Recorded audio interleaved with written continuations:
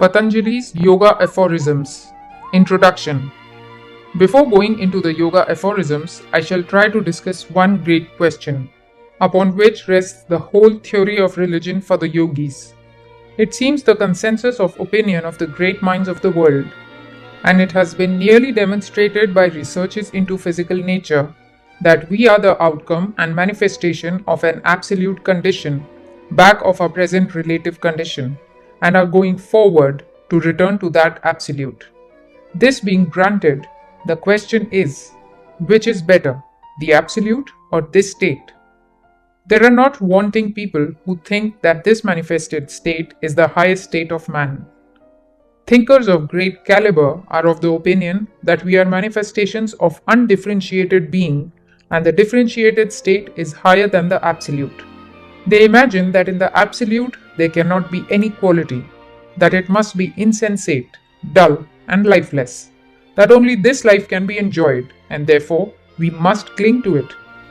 First of all, we want to inquire into other solutions of life. There was an old solution that man after death remained the same, that all his good side minus his evil sides remained forever. Logically stated, this means that man's goal is the world. This world carried a stage higher and eliminated of its evils is the state they call heaven. This theory, on the face of it, is absurd and puerile, because it cannot be. There cannot be good without evil, nor evil without good.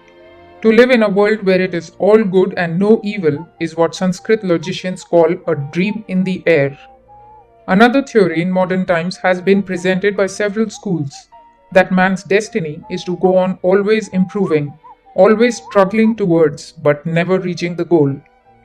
This statement, though apparently very nice, is also absurd, because there is no such thing as motion in a straight line. Every motion is in a circle. If you can take up a stone and project it into space and then live long enough, that stone, if it meets with no obstruction, will come back exactly to your hand. A straight line, infinitely projected, must end in a circle. Therefore, this idea that the destiny of man is progressing ever forward and never stopping is absurd. Although extraneous to the subject, I may remark that this idea explains the ethical theory that you must not hate and must love. Because just as in the case of electricity, the modern theory is that the power leaves the dynamo and completes the circle back to the dynamo, so with hate and love. They must come back to the source. Therefore, do not hate anybody, because that hatred which comes out from you must in the long run come back to you. If you love, that love will come back to you, completing the circle. It is as certain as can be that every bit of hatred that goes out of the heart of a man comes back to him in full force. Nothing can stop it. Similarly, every impulse of love comes back to him. On other and practical grounds, we see that the theory of eternal progression is untenable, for destruction is the goal of everything earthly. All our struggles and hopes and fears and joys, what will they lead to? We shall all end in death. Nothing is so certain as this. Where then is this motion in a straight line, this infinite progression? It is only going out to a distance and coming back to the center from which it started. See how from nebulae the sun, moon, and stars are produced. Then they dissolve and go back to nebulae. The same is being done everywhere. The plant takes material from the earth, dissolves, and gives it back. Every form in this world is taken out of surrounding atoms and goes back to these atoms. It cannot be that the same law acts differently in different places. Law is uniform. Nothing is more certain than that. If this is the law of nature, it also applies to thought. Thought will dissolve and go back to its origin. Whether we will it or not, we shall have to return to our origin, which is called God or Absolute. We all came from God, and we are all bound to go back to God. Call that by any name you like, God, Absolute, or Nature, the fact remains the same. From whom all this universe comes out, in whom all that is born lives, and to whom all returns. This is one fact that is certain. Nature works on the same plan. What is being worked out in one sphere is repeated in millions of spheres. What you see with the planets, the same will it be with this earth, with men, and with all. The huge wave is a mighty compound of small waves. It may be of millions. The life of the whole world is a compound of millions of little lives. And the death of the whole world is the compound of the deaths of these millions of little beings. Now the question arises, is going back to God the higher state or not? The philosophers of the yoga school emphatically answer that it is. They say that man's present state is a degeneration. There is not one religion on the face of the earth which says that man is an improvement. The idea is that his beginning is perfect and pure, that he degenerates until he cannot degenerate further, and that there must come a time when he shoots upward again to complete the circle. The circle must be described. However low he may go, he must ultimately take the upward bend and go back to the original source, which is God. Man comes from God in the beginning, in the middle he becomes man, and in the end he goes back to God. This is the method of putting it in the dualistic form. The monistic form is that man is God and goes back to him again. If our present state is the higher one, then why is there so much horror and misery? And why is there an end to it? If this is the highest state, why does it end? That which corrupts and degenerates cannot be the highest state. Why should it be so diabolical, so unsatisfying? It is only excusable, inasmuch as through it we are taking a higher groove. We have to pass through it in order to become regenerate again.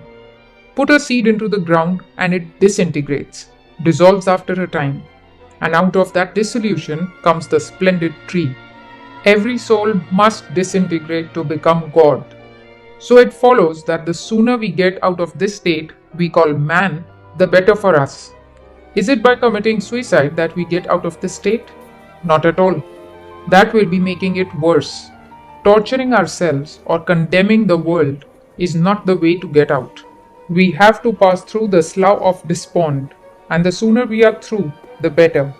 It must always be remembered that man's state is not the highest state. The really difficult part to understand is that this state, the absolute, which has been called the highest, is not, as some fear, that of the zoophyte or of the stone. According to them, there are only two states of existence, one of the stone and the other of thought.